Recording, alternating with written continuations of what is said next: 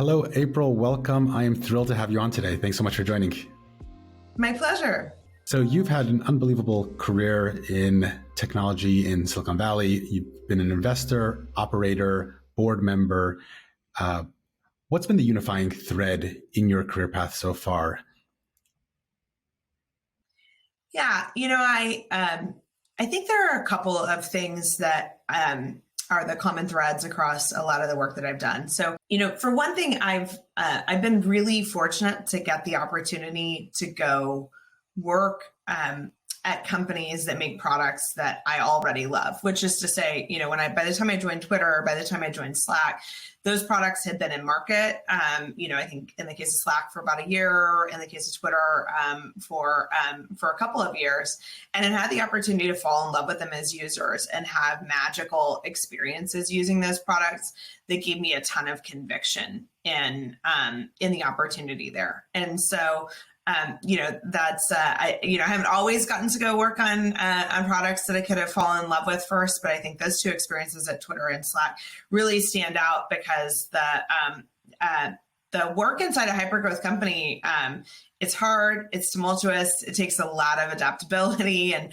resilience, and there are amazing days and there are also really hard days. And I think that, having the opportunity to work on something where you love the product, or you really feel driven to serve the customers, or you really feel a ton of connection to the mission, I think is a helpful salve for those days that are harder than others, and the amount of the amount of yourself that you pour into those roles. So that's been a common thread. The second common thread for me is that I've always been really drawn to companies. Well, ever since I knew about platforms, which was I sort of stumbled into in my work as an engineer at Travelocity back in 2002, when we were actually powering the travel tab for portals like Yahoo and AOL and a number of other supplier sites like the airline sites or the hotel sites. And once I stumbled into the opportunity to sort of work at the intersection of technology decisions, product decisions, and sort of the business considerations around partnerships and ecosystems, I just fell in love with that. And so I've both in my investing, in my board work, but then certainly in my operating career, I've always really just run at those companies that have that complex, either platform or marketplace sort of characteristic, which is that you're thinking about multiple types of audiences and you're thinking about a wide variety of considerations across business and technical. That just, for me, is a lot of fun. It's like a puzzle to put together, and it takes a lot of a very cross-functional team actually to perform well and execute on the opportunities for businesses like that. And it's one of the things that I love the most. Incredible. And I would like to come back to the topic of platforms in a bit, but just sticking with your background, you've worked at some of the most successful product companies, Google, Twitter, Slack. What do these companies have in common? You mentioned, one of the threads was that you loved the product before you joined, but what is it about how they build products that made them so successful? And what was unique about them? I'm sure there were differences in style, and each one perhaps had pros and cons that were unique to what they were trying to build. Yeah, well, I would say each of those companies, they keyed in on they started with an insight about a need in the market that was both made possible due to technology shifts, but also made desirable because of cultural or sort of sociological sort of shifts.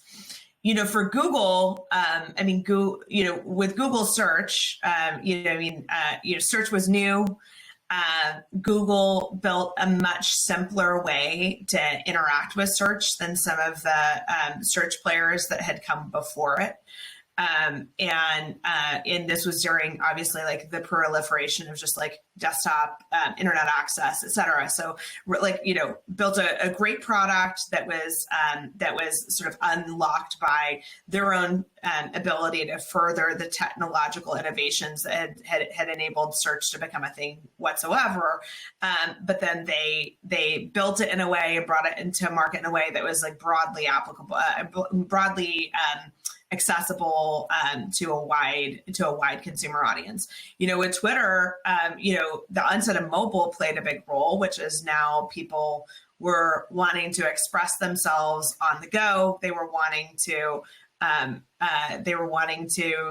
tune into, sort of that second screen experience. If they were watching a sporting event or like a breaking news event, they wanted to be able to tune into that. And so mobile was really critical in making Twitter able to be so real time, because it could go with you anywhere. But also people had, for whatever reason, had decided that they felt safe enough, but also had a desire to express themselves in a public forum for the first time. So those two things sort of came together. And then you think about Slack, and it was the ability for individuals on teams to increasingly to choose their own software tools, and then the expectations of those users to actually have software to use at work that was as easy to use and as delightful to use as the messaging experiences they had in their personal lives. And so, for each one of these, it wasn't just one thing. It was this, I think these products that get explosive traction are typically sitting at the intersection of at least two trends. And sometimes that's technology and culture. Sometimes that's business and culture, or it's policy and culture. Like it can be, but when I sort of try to look for like what made those three companies so special, I do think that it typically takes more than one trend to attach yourself to. Lots of people can attach themselves to one trend, but if you can build a great product and you can sit sort of at the intersection of two, that's where you start to see that sort of like hyperbolic growth. And that growth, of course, invites the opportunity to invest in the business, to grow the team, and to take big swings, and also to hire, it attracts talent that can build software at an incredibly high level of quality. And so, the early success starts to sort of like breed more success in terms of the talent it attracts, the capital that it attracts from investors, and that sets the stage to build something really, that really stands out. And I feel lucky to have been on teams that have had that have been given that license to do that. Absolutely. So you're talking about the quote unquote, why now question that investors always ask, which definitely that unique insight existed at the early stages of each of those companies. But it's not just the insight that makes a company successful. A lot of companies, founders have great ideas, but you need to execute that at a high level on a continuous basis over a long period of time in order to really become those standout companies. So beyond just, being lucky, so to speak, with having that insight at the right time, what was it about how the companies built product? And I think you've talked about how Twitter had the environment of, almost like a trading floor in people, shouting at each other across the room and just a very tumultuous atmosphere in a positive way at that time. Slack, on the other hand, was very quiet, where people were, quietly slacking each other in the office. And it's just like a different style. Is there anything unique about the product development style, process and style specifically, that stands out or perhaps was unique in each of those cases?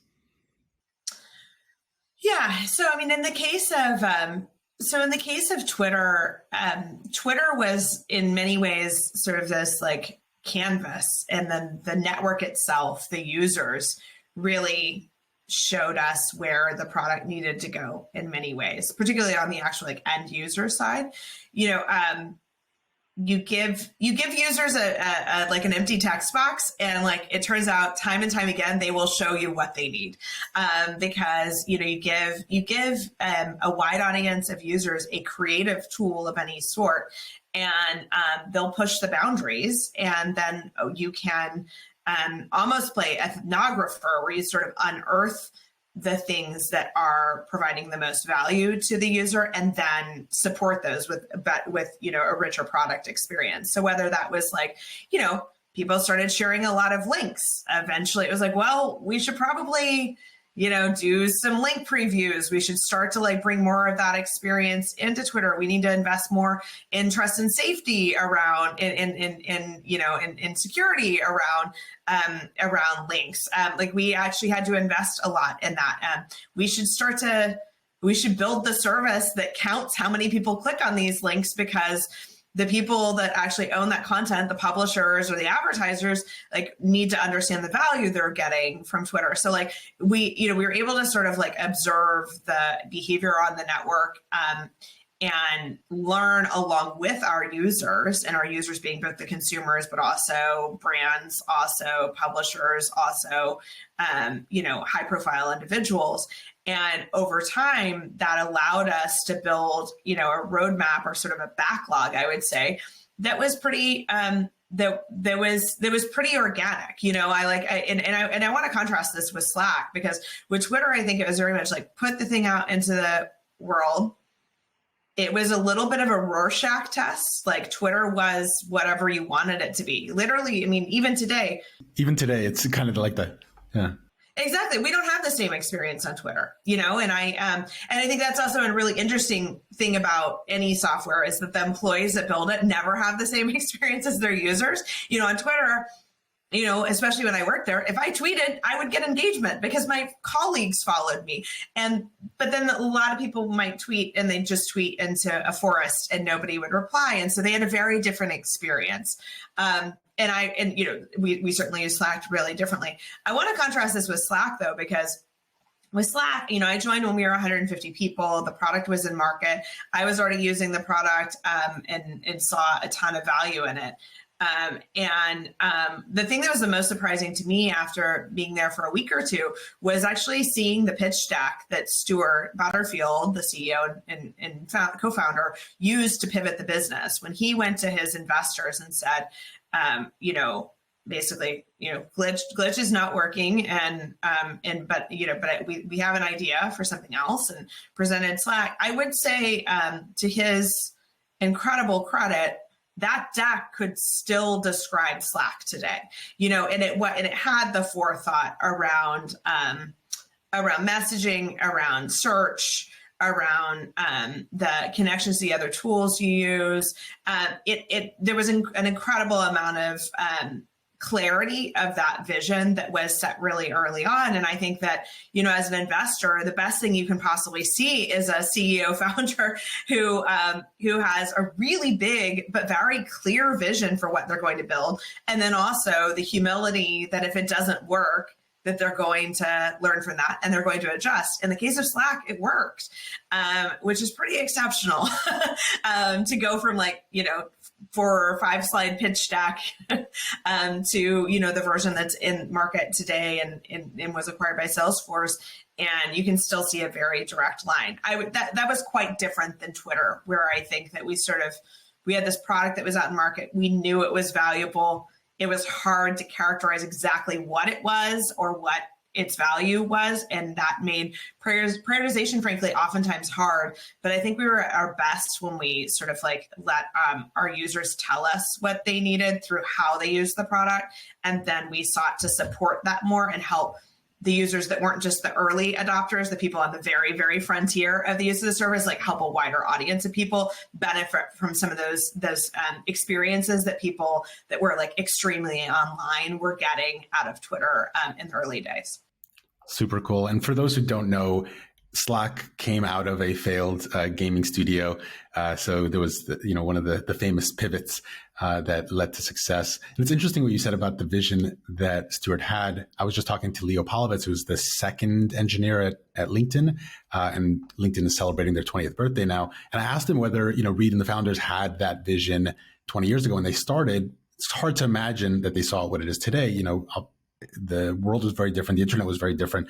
And I don't think they did. I think that they saw the part about, the connecting professional network and perhaps a public resume or some sort of directory of sorts, but the social aspect of what LinkedIn has become, I don't think that they necessarily saw that.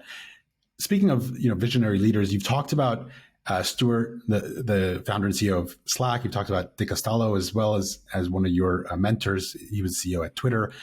How did they affect you specifically in their leadership style? What specific lessons have you learned from them? And perhaps, how are they different in their styles? Yeah, I mean, every leader is different, and I think, frankly, like as leaders, I think we're different in different environments. I think that you tune your style to the context in which it's set. One of the things that inspired me about Dick as a leader is the way that he cultivated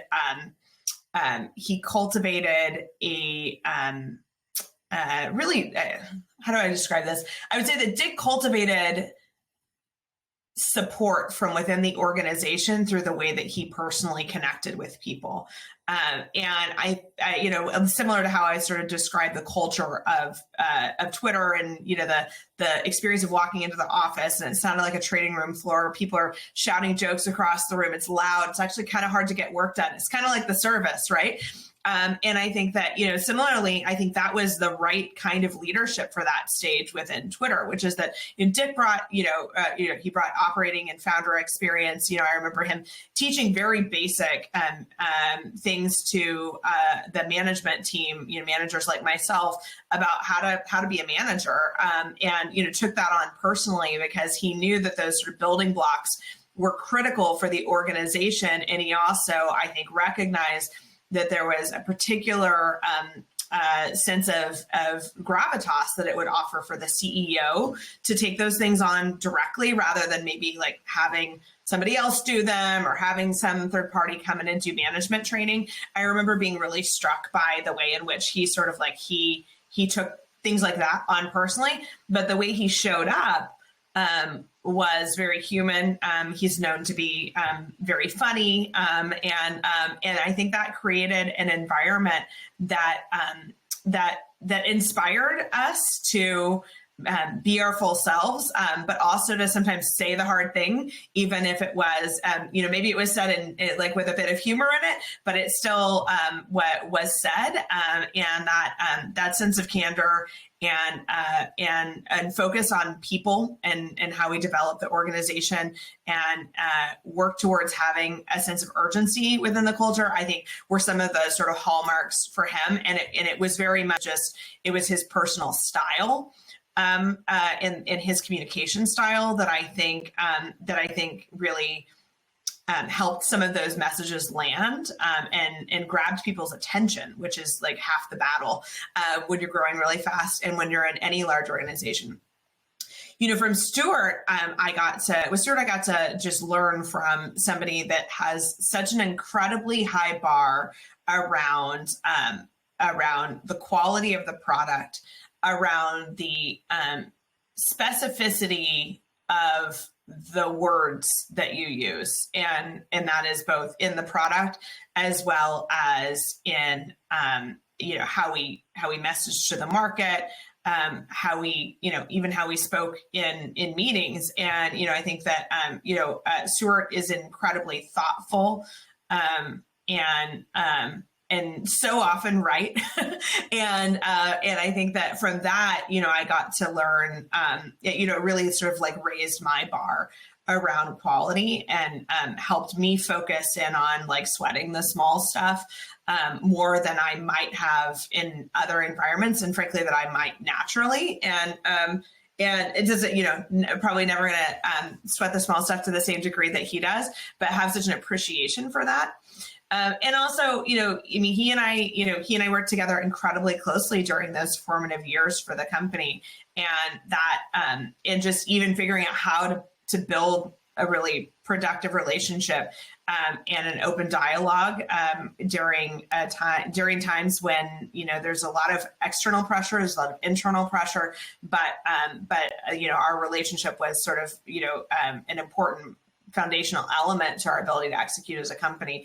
And so, I got to learn a lot about sort of partnership and that CEO executive relationship through, and I think, frankly, I think we sort of learned it together by doing, which is in my mind, always the best way to learn. Well, so every leader is different, will have a different style. What's your most valuable leadership trait that's made you successful? How has that evolved also over your career so far? I mean, I think that first and foremost, when I sort of am faced with a an ambiguous, oftentimes complex problem without a lot of specificity for how to get it done, like that's very energizing to me. And so, whether it was early in my career and getting to build things from scratch, whether it was my time at Twitter where I got to, go basically figure out how we built an ads API so that an ecosystem of marketing tech partners could actually plug into the Twitter ads platform and help more advertisers start advertising with Twitter, and, needing to build the product, the cross-functional team, the set of partnerships, and then getting the opportunity to join the Slack team and take on initially responsibility for the platform. And then after that, figure out how to really scale the organization around product and our product development efforts more broadly. Like that's the thing I love. I love that, it's not 0 to 1, because 0 to 1 oftentimes means product, and these companies all had products, but it's oftentimes it's its own 0 to 1 effort that is a mix of technology, product, and people. That is the thing. The things I've done in my career that I'm the most proud of, had those elements, which is that it was building something from scratch. And it wasn't just a product problem. It wasn't just a business problem. It wasn't just a people problem. It was all of those at once. And that's my sweet spot. In terms of my leadership style, I aspire to be a leader who sees the folks on their team, sees the folks on my teams very deeply, and sees the founders that I back, and gets to understand over time what motivates them, gets to understand over time what some of their blind spots might be, and earns their trust to be able to be a confidant and somebody who can actually help them gain that self-awareness. Because for me, I'm still on my own journey, but I think that, growing in one's self-awareness and growing in one's ability to sort of face the things that that are gaps or that are weaknesses, and own them and figure out what to do about them, has been really critical for me in my own growth. And I love to, partner with folks on their own journeys. That's what it's what gets me excited, and what I aspire to be really great at. I like that. I want to dig into your experience at Slack, because it's often regarded as the poster child of PLG, product-led growth motion. Talking about the early days when you guys were doing it. This was before the term product-led growth was even coined. So how were you guys thinking about it at that time? Did you know that you were doing something completely different? I've heard Mercy Grace talk about it from the perspective of her and Stewart coming from gaming backgrounds, and they were just looking at it as kind of like, in games, you have user onboarding, and they just took that concept and translated it over to SaaS. Was that how you were looking at it, or kind of give me some peel back what it was like at those early days?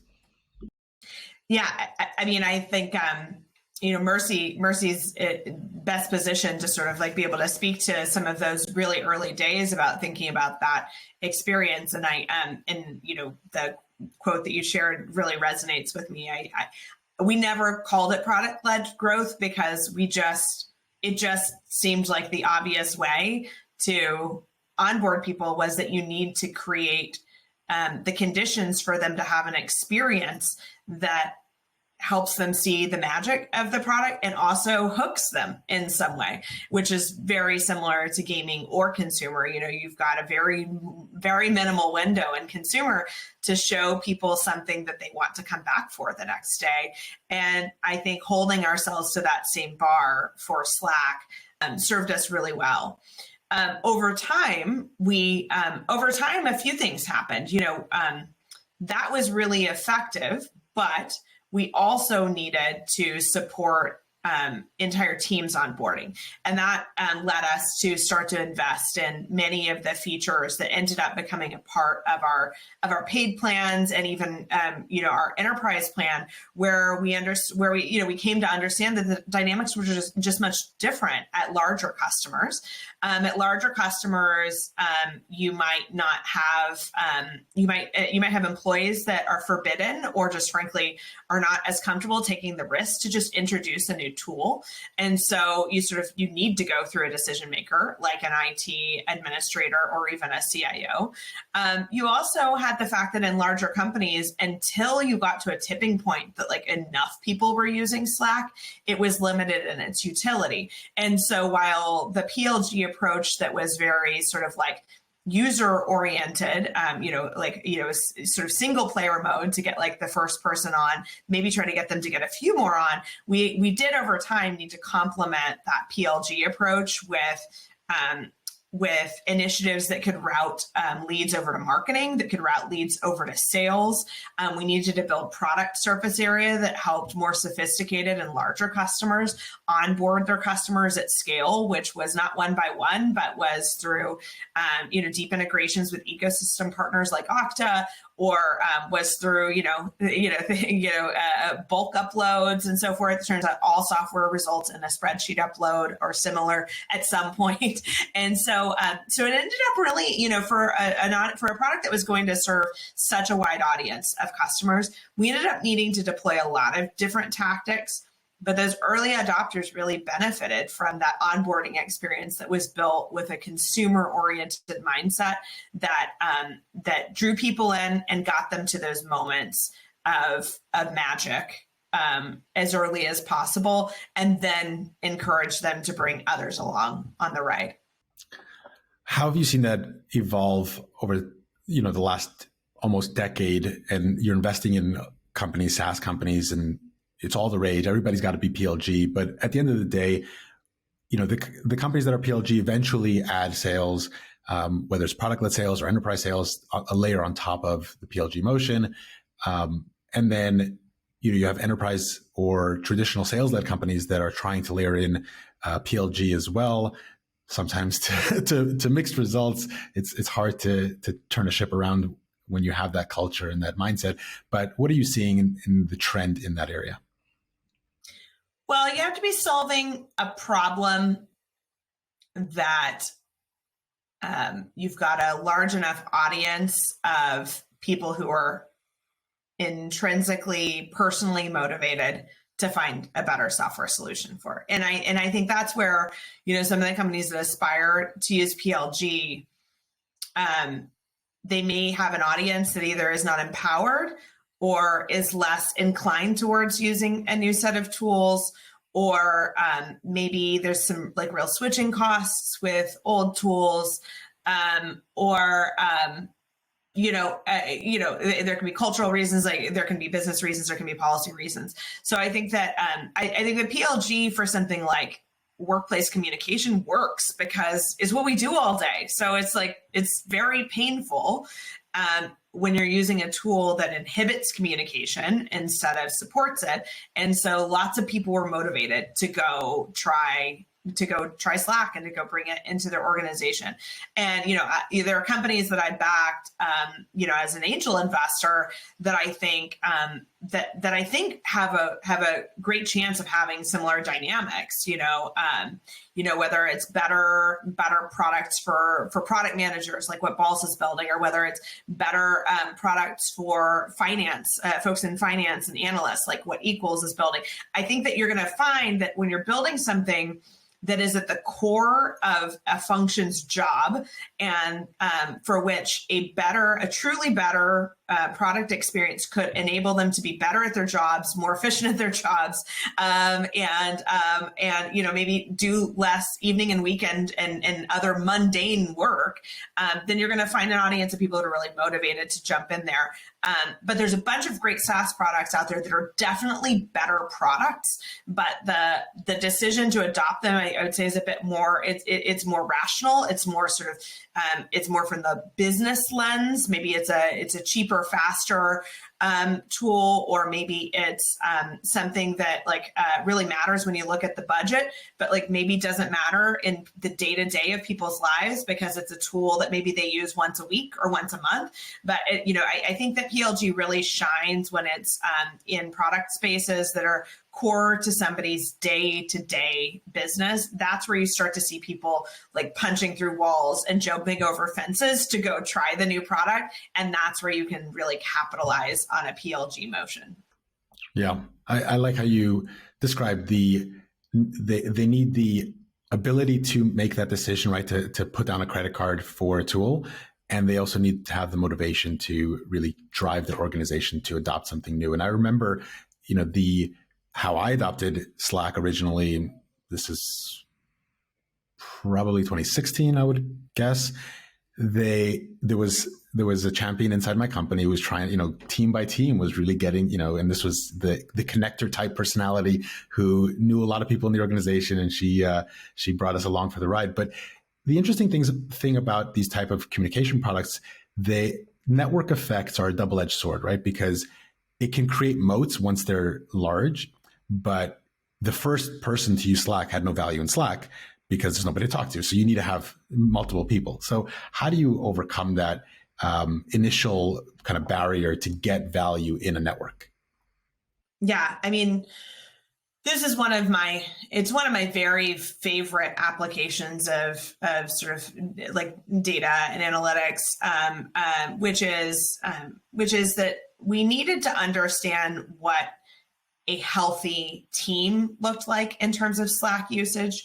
And so the work that was done was to basically retroactively look at our healthiest teams and try to find the markers of their onboarding trajectory that were the highest signal and also the earliest. And so sometimes those two things can be at odds with each other, but picking that point.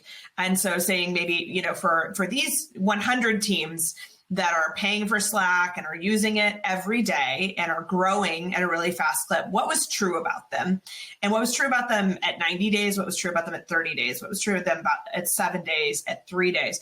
And basically winding back that clock for those cohorts to understand what behaviors we should actually really drive our new users towards.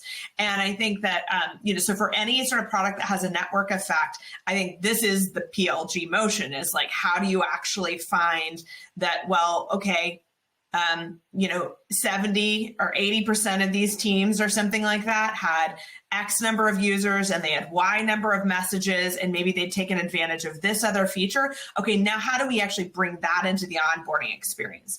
And this is, this is where there is some commonality with what I had to say about Twitter, which is like you observe how your best users are using the product, and then you try to figure out how to bring more users into that experience. We have to teach most people, there's a very small slice that just like figure it out. And then the work of a growth team or of an onboarding team or of a product team in general is like, how do you create the conditions? How do you set the table for a growing audience of people to have those experiences? So in onboarding, can we nudge them along until they get the right number of users in the team to start to benefit from it? Because a solo Slack experience doesn't do a lot for you. How do we nudge them along to frequent usage? And then once they have a big enough network, actually, how do we then guide them towards tuning the way that they use the product with things like notifications such that it can be sustaining? Because, while you might be happy to get a notification for every single message, when you've got 3 people in your Slack team, once you have 20 people in your Slack team, that no longer works for you. Then it sort of becomes, distracting. And so, there was just, it was such a team effort. There were so many people that contributed to these, to the analysis, and then also to the what to do about. You spoke with Mercy. There were other, there were a number of folks that were, super early on the team. And Stewart was certainly deeply involved in a lot of this stuff as well. But I think that Slack was able to find the answer to that, like with some pretty good clarity early enough that we were able to operationalize that in the product, in our marketing programs, and sort of throw everything at it to try to get more teams to that experience. And I think, so I think that's, that's the kind of PLG motion to sort of get people over the hump. And the consumer version of that, of course, is friend finders and other things that like help you find people that you know as quickly as possible on the network.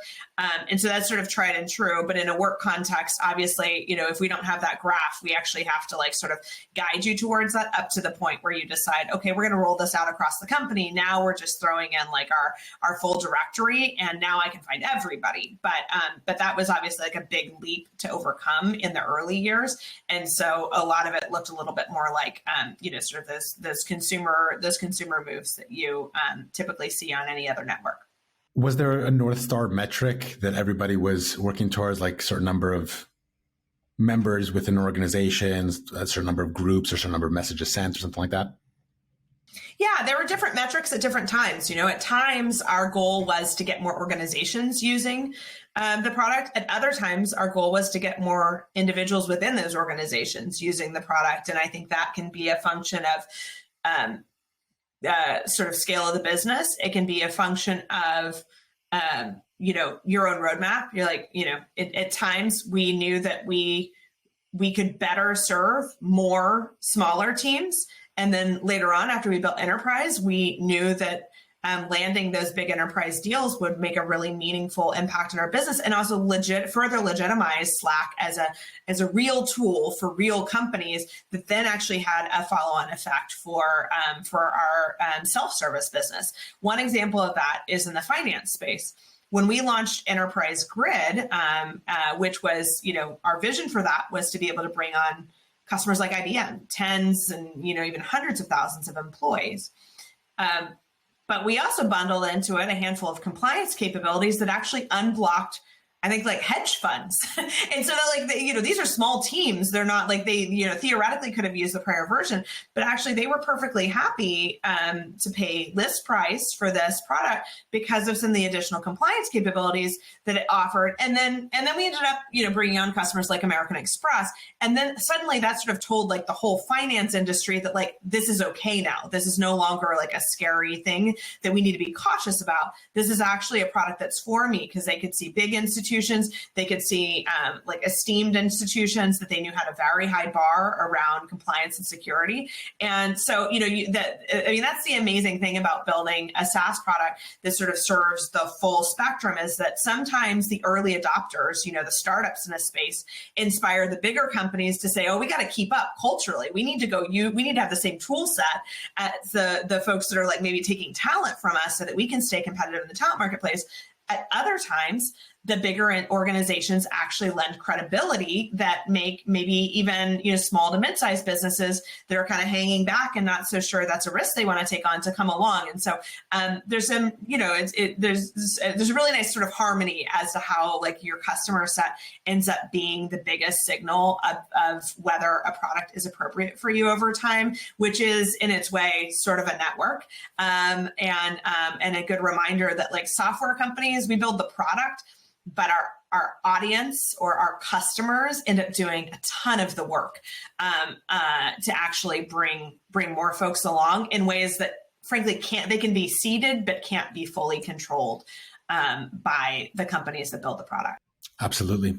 So going back to what you alluded to earlier, platforms, that's been a key factor in Slack's success, being able to integrate all of these other tools into the Slack platform and make it this robust experience across much more than just messaging. So can you tell me about how that led to, or how did you look at that and operationalize it then? And what lessons can startups learn from that so that they can think about, I think that platforms are something that you earn the right to be, right? You can't just say one day that you're going to be a platform. But how do you get there? Yeah. Well, being a platform, earning the right to being a platform, it starts with having built a product that users are going to come back to with such incredible frequency that users will see real benefit of being able to sort of like get more stuff done, whether that's like consume more types of entertainment or whether that's, conduct more of their daily tasks from that place. Like I used to draw this triangle on the board at Slack, and it was like, it was the sort of like what the software does in terms of like how foundational is it within a company? And, I would put like truly an operating system at the bottom. So like, whether it's Mac OS or whether it's Windows, literally nobody gets to do anything with their devices until they've got an operating system on it. Maybe at the top you have something that's super specialized that's used by one person in the entire company. And, my assertion was that messaging communication tools was the last step before an operating system. And so that is why I believe Slack had the opportunity to make a meaningful run at a platform, at building a platform of any scale, was because we were across the OSs. So we spanned all the OSs. And also we were, because communication is just so foundational to anything you do, you believe that users spend a lot of time in it. And it's been a few years, so I don't remember the stats, but people spend an incredible amount of hours per day in Slack.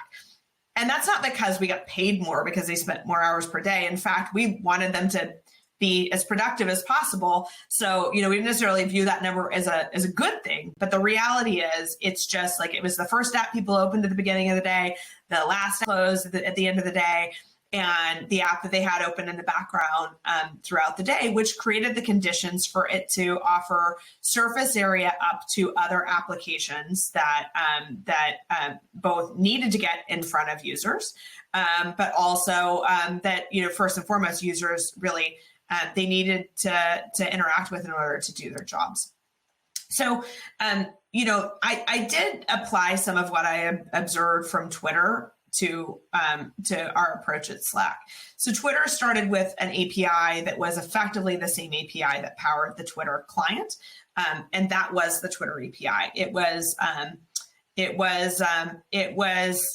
not prescriptive. It was literally the opposite of that. It was sort of like a bunch of raw materials, and then developers in the ecosystem could go decide what to do with it. We found like in 2010, 2011, that as we built prescriptive platform products, things like the tweet button or the follow button, that people could use on their websites or in their apps for the most common actions that like reasonably this audience of developers, which I have in air quotes because you don't necessarily think of the New York Times as a developer, but these publishers wanted more of their content to flow into the Twitter network so that they could get more traffic back. And they also wanted their journalists and their sections to get more follows so that they would build up an organic audience on the network. So everything that we could do, we started to build with those outcomes in mind that we were trying to drive, that we felt married what users wanted and what the developers wanted. And so at Slack, we very quickly moved towards that sort of a roadmap, which was, a lot of these SaaS apps used to send their notifications to email. If people are spending most of their time in Slack, that's problematic. Okay, let's make it easy. Let's just make it very, very simple to have a notification come into Slack from an app that you use. And then how do we start to make that actionable? So, that your expense reporting service doesn't get paid more, whether you click approve or reject in a Slack little widget, as opposed to clicking through and going through a login and going through like a sort of an extended experience to do it on their site. And so their business interests and ours are aligned, which is just, we want to delight customers more. We want them to get more value out of the software spend they already have. And so we started to build those capabilities that really matched against the most common use cases. And so in doing that, it made it such that the apps that were integrated, the applications that were integrated with the Slack platform were very much in line with the user experience we were sort of like pitching to customers, and also aligned with our own business interests. And so it was, we were all serving the same customers, and those customers paid us a license fee for a subscription fee for our software. We were all in the same business to a large degree. And so that made things very harmonious. And I think that's at odds with, a lot of the consumer platforms in the past that may have exposed APIs, but never really had that incentive to actually give actual real estate and prominence to those experiences in their own timelines, because in an ad-based business, you're already competing between organic content and ad content. You start to slide slot in a bunch of platform stuff from third parties, and everything breaks down. Your engagement breaks down, and also your business breaks down. And so I really enjoyed build a nightmare. Exactly. Yeah. So I loved building and working on and over time building the team that built the Slack platform, because it just made sense in a way that that consumer platforms can be a little bit more mind bending. Yeah. And that point that the platform partners or developer ecosystem is not another ICP. They're a stakeholder, but you all need to be serving the same customer, and don't lose sight of that. I think that's really important. I want to rewind back to November 2nd, 2016. Slack published an open letter in the New York Times welcoming Microsoft to the world of collaboration software. They had released Teams or announced that they were going to release Teams. So what did it feel like then, being in Slack at the time, poking the bear? What was that experience like internally? And also now, when you fast forward 6 years and you look at the statistics, Teams has 250 million daily active users. Slack is an incredibly successful company, but it's 1/10 of that from a size perspective. So how does that change your thinking about bundling, distribution, competition? What's your perspective on that today? Well, I don't know if it changes my thinking. I think it might not have made sense to poke the bear if the threat wasn't obviously very real. The distribution advantage that that a company like Microsoft has is it's a threat to be taken very seriously. Kind of putting the letter aside, I would just say, I remember the first time I saw Teams and seeing Teams and seeing the ways in which it just had such a striking resemblance to our product. It was, I'll never forget that, it was, seeing, things like some, some custom illustrations that had been done that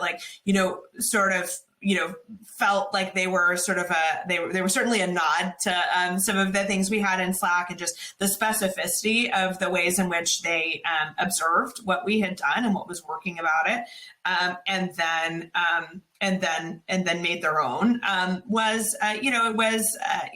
was at the time pretty frustrating, and also completely makes sense that they would do that, and I think you look at what that company has done in the ways under Satya's leadership, it is just continuing to actually, for a company of its age, stay very much at the forefront.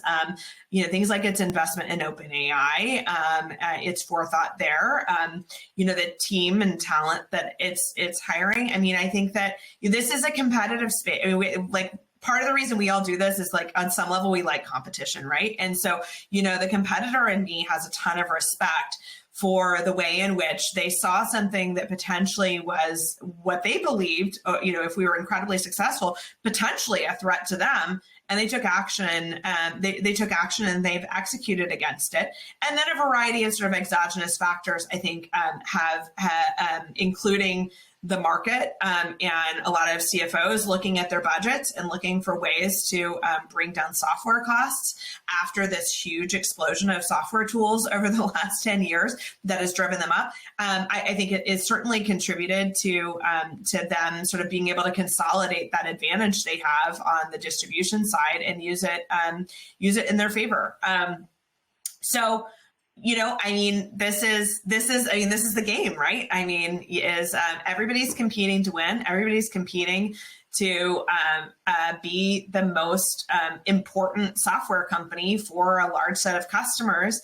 and smart teams are going to take really strong action in order to stay competitive. And I have a ton of respect for how they've done that. But we'll always remember that moment of seeing it for the first time as being like, well, that is uncanny. Imitation is the sincerest form of flattery, right? That's what they say.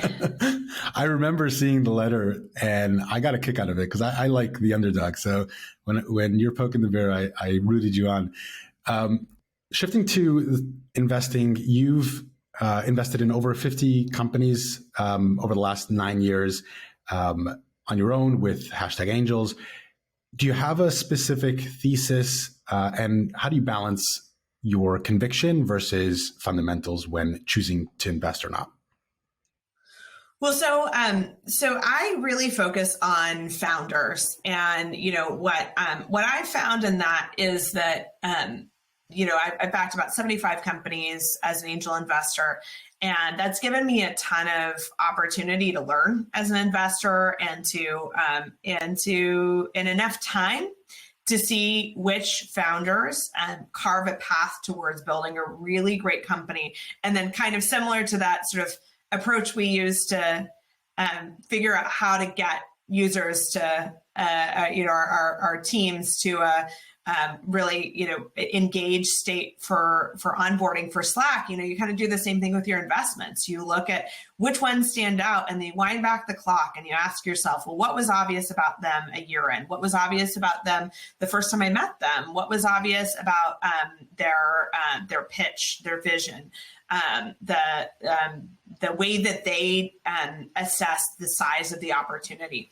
And so, so over time, my goal as an investor is to continue to fine tune my ability to identify those founders that show the early signals that I have found to be correlated with building scaled businesses that invent new categories, that recreate existing categories.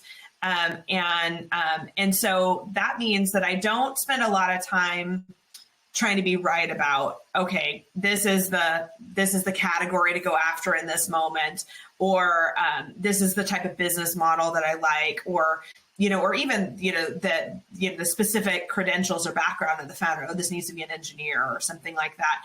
Instead, I really try to look at those qualities of the founder, the way they're talking about the problem, the way that they have convinced themselves that there is the opportunity to build, sort of an N of one business that really stands out in the category. And then over time, my aspiration is to get really good at identifying those folks as early as possible, because I invest in such an early stage that I'm typically not looking at, I'm not looking at business results. I might not be looking at the true V1 of the product. I might be looking at something prior to that. And in some rare cases, there might not be a product yet. And, I think about a company like Vanta. I had the opportunity to back Christina Cacioppo in the seed for Vanta. I wasn't looking for a company in the compliance space. I wasn't looking for a company that was going to make SOC 2 easier. I believed, I'd seen us do it at Slack. I knew that there was a real need for that. But what she has built and the opportunity I see ahead for her in building a really massive business that has a variety of different products and business lines to it, and in a meaningful platform opportunity as well. To me, that all goes back to who she was, and the ambition, the intelligence, the methodical way that she wanted to go about quietly building her business. Those were the things that really stood out, not which category she'd chosen. And so that's my approach to investing. And I feel like it takes a long time to get great at this business. And I'm grateful to have been at it for almost a decade, and am continuing to learn all the time. Is there a way to identify those aspects of exceptionalism? You mentioned there are patterns that emerge in specific traits that the great founders have. Well, I have to get better. I mean, all investors, I think, have to get better and better at asking the right questions. At early stage, you can hear the pitch, and the pitch can be compelling, and you can learn something about, there are things that also tie to like my people leadership experience. does this person convey, do they convey some charisma that tells me they're going to attract talent, they're going to attract capital, they're going to attract customers? Do they, are they already taking steps to do sort of extraordinary things in order to learn and in order to vet this idea? Have they, are they working in a vacuum, or are they like out in the real world? Like actually, like they're knocking on doors, metaphorically speaking, or they're talking to, they're learning from folks that are sort of on the path ahead of them. Have they taken proactive steps in order to do that? So, but it all comes down to, some of that stuff I can sort of assess from like a standard pitch, but it's also about what questions that I ask them. And I have to, I have to ask the questions that will unearth those things. And it's something, it's another one of those things that I think that you just have to do 1,000 times, and maybe then another 1,000 times, and then things change anyway. Building a company in 2023, by the way, is completely different than building a company in 2021. The AI tools that are on the market fundamentally make it a different experience to build software and to build a company. And so, whatever questions I thought were the right ones to try to unearth that a year ago may not be the right ones now. But I've got one founder that I backed that's an incredible engineer, but has never built on iOS, and just shared recently that, she has been able to, through Copilot tools, through ChatGPT, through a variety of the AI powered tools on the market, has been able to become a pretty proficient iOS engineer in the last 3 months. You think about what that means in terms of how she's going to build the team. She'll certainly over time hire an iOS engineer that's been at it for a long time, but she might not have to do that until she's actually vetted the core thesis of the product and market a little bit, which is really fascinating. And you think about the implications of that, and you have to think differently about who you're trying to back and what the capital needs even are for these companies, which makes it a really fun time to be an investor. Yeah, the barriers to entry have definitely been lowered, and it also takes away the excuse of not having tried something, because in a lot of ways now the tools exist to go out and build that V1 in a really scrappy fashion. Speaking of AI, and you've made a couple of investments in the generative AI space, how do you think of like the momentum swings or the hype that comes around? Now it's AI. Last year it was Web3 or DAOs and et cetera. So how do you separate the wheat from the chaff when you're looking at very buzzy, hyped categories? I have not spent a bunch of time on Web3 and crypto, so that just fair to say I sort of missed that. But I will say, for me, AI absolutely, like the types of experiences that can be enabled with AI, the way that it makes you question what even is the right interface for users for a lot of the ways they get information and get things done, to me feels at least like the step function shift we experienced with the onset of mobile, but maybe more than that. And I don't have proof of that. We're in it right now, so we don't know. But I've been in the industry since I've really been in the tech industry since 1998, and so there's a little bit of it when you see it.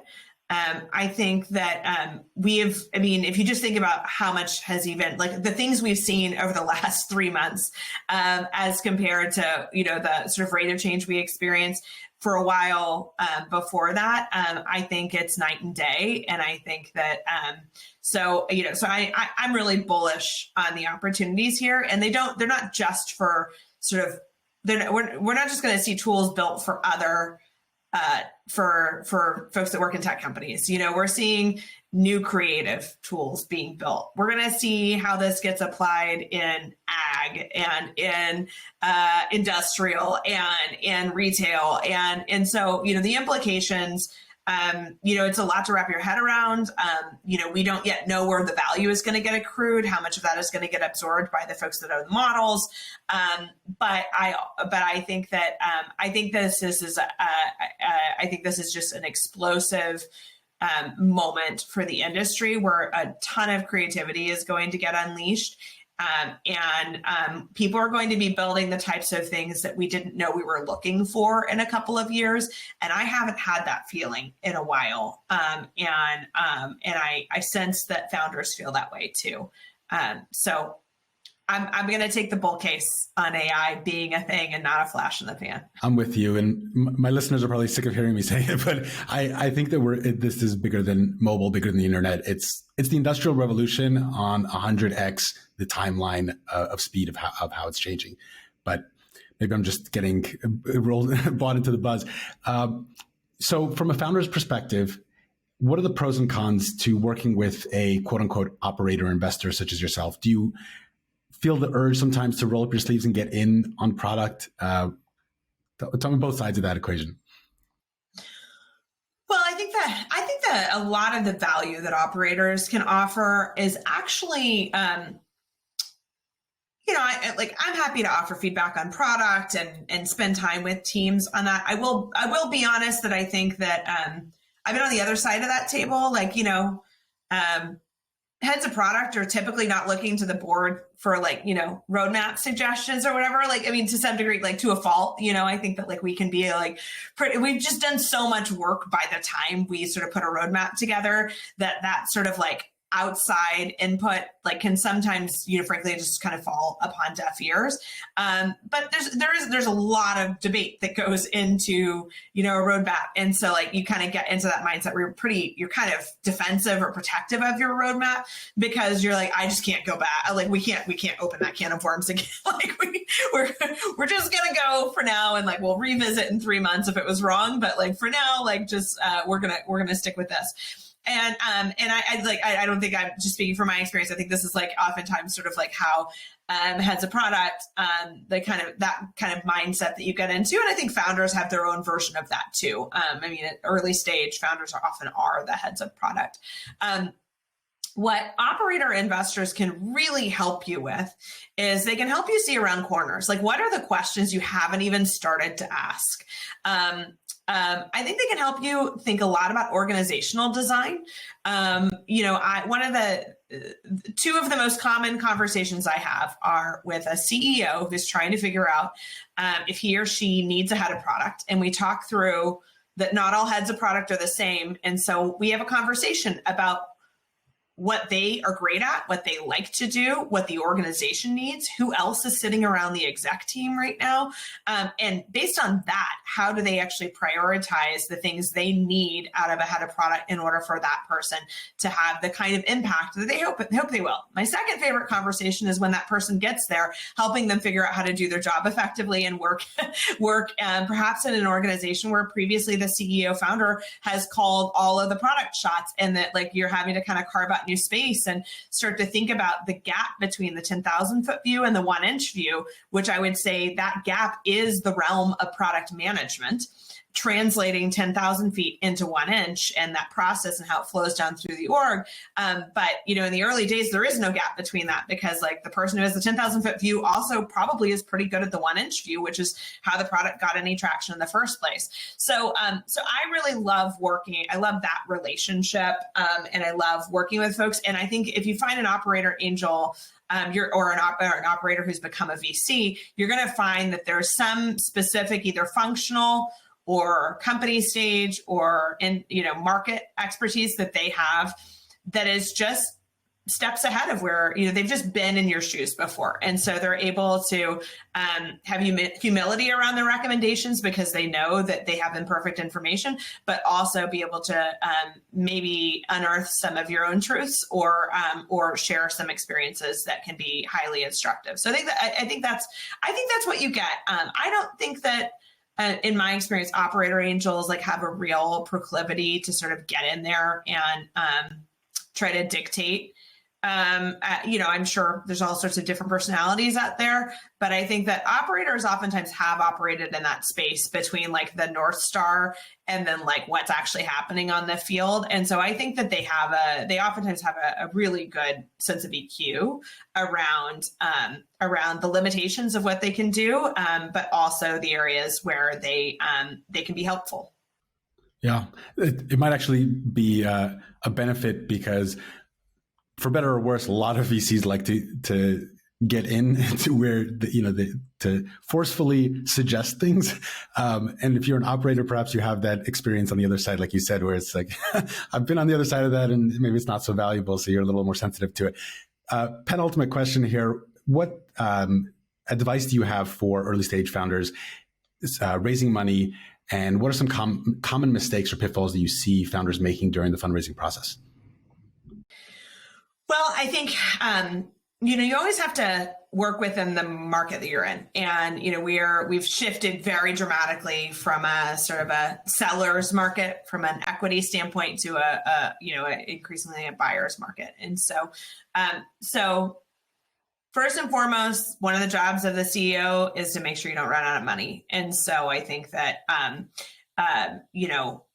if you're looking at your runway and you think that's a question, then I think that, you need to be taking steps to extend that runway as much as possible, and to plant the seeds for knowing where your next round of financing is going to come from. The days are gone where I think you can sort of like decide overnight, like, okay, I think I'm going to go ahead and raise the next round. You need to be looking further down the road right now, and building towards that and thinking through what are the milestones that I need to hit in order to raise that next round, and how do I give myself enough time to do that? And that's both a cost line question as well as a question of how much you raise in the first place. I think one of the mistakes I do sometimes see, and I think I've been a founder before as well. When you do have those inbounds come in, it can be very tempting to fundraise on investors' timelines instead of your own timeline. And I think that there is real risk there. I think that, for example, right now, I'd imagine there are AI companies that are getting inbound that hadn't really intended to raise, but they're getting inbound. And, what I would say to them is, like, have the conversations, get to know the investor. Awesome. Thank you, April. Really appreciate it. And stay in touch. Wishing all the best. My pleasure. Bye.